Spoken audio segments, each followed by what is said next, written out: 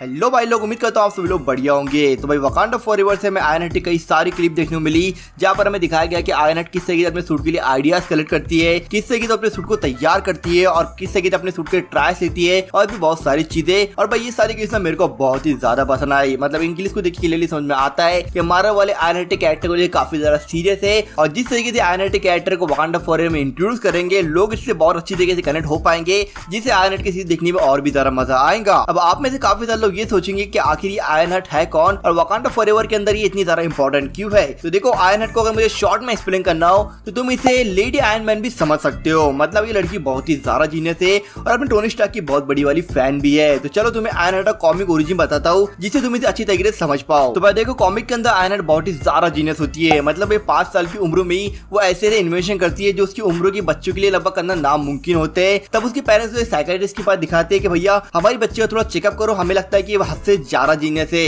और जब वो साइकियाट्रिस्ट का आईक्यू टेस्ट करती है तो उन्हें पता चलता है कि ये लड़की मतलब आयरन हेड जब 5 साल की होती है तो उसका जो आईक्यू होता है वो आइंस्टाइन से भी ज्यादा होता है। मतलब समझ रहे हो ये लड़की कितनी ज्यादा जीनियस है। और अपनी इसी काबिलियत की वजह से आयरन हेड मात्र 11 साल की उम्र में ही सीधा MIT कॉलेज में पढ़ने के लिए चली जाती है। मतलब समझ रहे हो ये लड़की कितनी ज्यादा जीनियस दिखाई गई है। और भाई जब वो MIT अपनी पढ़ाई कंटिन्यू कर रही होती है तब एक दिन आयरन हेड को खबर मिलती है कि उसके पेरेंट्स को किसी रॉबर ने गोली मार दी है, जिससे उसके पेरेंट्स की हत्या हो जाती है, जिससे वो काफी ज्यादा डिप्रेशन में चली जाती है। मगर काफी लंबे टाइम के बाद में वो जिंदगी मूव ऑन कर जाती है, वो अपनी पढ़ाई को कंटिन्यू करती है और एक लक्ष्य बना लेती है कि वो अपने आइडल यानी टोनी स्टार्क के जैसे ही एक आयरन मैन सूट बनाएंगी, जहाँ से आयरन हेड की जर्नी स्टार्ट होती है।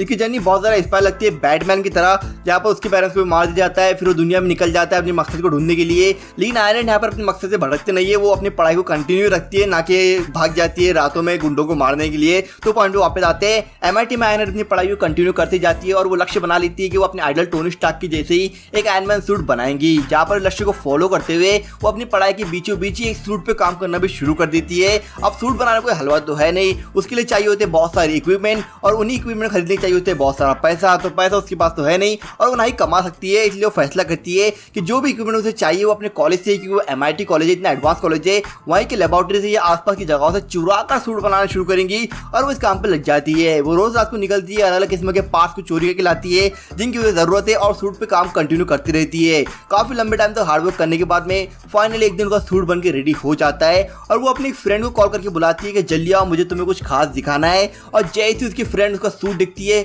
उसका दिमाग हिल जाता है कि आखिर तूने ये बना कैसे लिया, और पहले मेरे को तू ये बता कि आखिर तूने इतने हैवी इक्विपमेंट कहाँ से लेकर आई। जो कि भाई ऑब्वियस सा क्वेश्चन है, क्योंकि MIT कॉलेज के स्टूडेंट है, ना कि अपने जैसे लौंडे जो सूट देखते कहेंगे भाई मेरे को भी गिडी मारनी है। नहीं भाई, ये थोड़े स्मार्ट और प्रैक्टिकल बच्चे, अपने जैसे नहीं है, समझ रहे हो। तो कहानी भी वापस आते हैं, उसकी फ्रेंड जब इससे ये पूछती है तो अपनी जो आयरन हेड होती है वो उसे जवाब देती है कि देखो कुछ चीज़ों का मैंने जुगाड़ कर लिया और कुछ चीज़ें मैंने कॉलेज की लेबोरेटरी और बाकी जगहों से चुराई।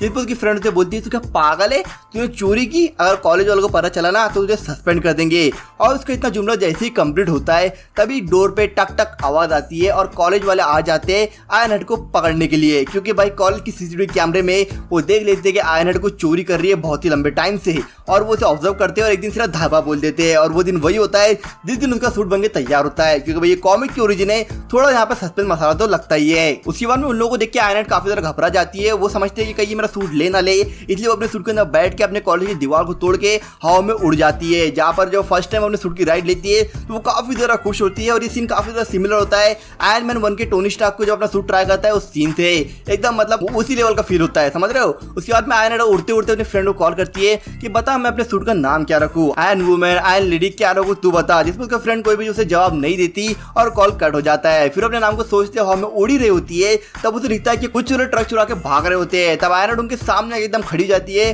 और गुंडों को पकड़ के पुलिस के हवाले कर लेती है। लेकिन पुलिस वाले आयरन हेड को देख के उसे भी बंदूक तान देते हैं कि तुम जो भी हो हाथ ऊपर करो, चुपचाप से इधर आ जाओ। जहाँ पर आयरन हेड समझाने की कोशिश भी करती है कि मैं कोई विलन नहीं हूँ, मैं एक हीरो हूँ। लेकिन भाई सीधी सी बात है कि कोई भी अगर लोहे का सूट पहन के तुम्हारे सामने खड़े हो जाएगा तो तुम उस पर इतना विश्वास तो कर नहीं लोगे। और पुलिस वाले भी वही करते हैं। फिर आयरन हेड बोलती है कि जाने दो, इनको समझाने का कोई फायदा नहीं है। वो अपने सूट में घुसती है और वहां से उड़ जाती है। उड़ते उड़ते फिर वो डबल सोचती है कि मैंने अपने दिलो जान से सूट को बनाया और मैं सूट किसी को भी नहीं देने वाली। और इसी सोचते सोचते वो कहती है कि इस सूट का नाम मुझे रखना चाहिए आयरन हेड, जहाँ पर वो अपना नाम खुद ही डिक्लेयर कर लेती है। अब भाई इस हादसे के बाद में इतना बड़ा झमेला अगर हुआ और जीनियस टोनी स्टार्क को खबर ना मिले, ऐसा तो हो ही नहीं सकता। अपने भैया प्ले बॉय को खबर मिल जाती है कि एक स्कूल की लड़की यानी कि 12-15 साल की लड़की ने आयरन मैन का सूट बना लिया दिया, तो जिससे वो काफी ज्यादा इंप्रेस हो जाता है और वो मिलने जाता है सीधा आयरन हट से और उसकी काबिलियत को देख के वो काफी ज्यादा खुश हो जाता है कि भाई ये लड़की तो सच में जीनियस है। जहाँ पर वो बन जाता है आयरन हट का मेंटोर, जहाँ अपने टोनी भैया कॉमिक के अंदर आयरन हट के मेंटोर होते हैं। टोनी स्टार्क आयरन हट को फुल सपोर्ट करता है, उसे पैसा देता है, उसकी इक्विपमेंट में खर्चा लगाता है,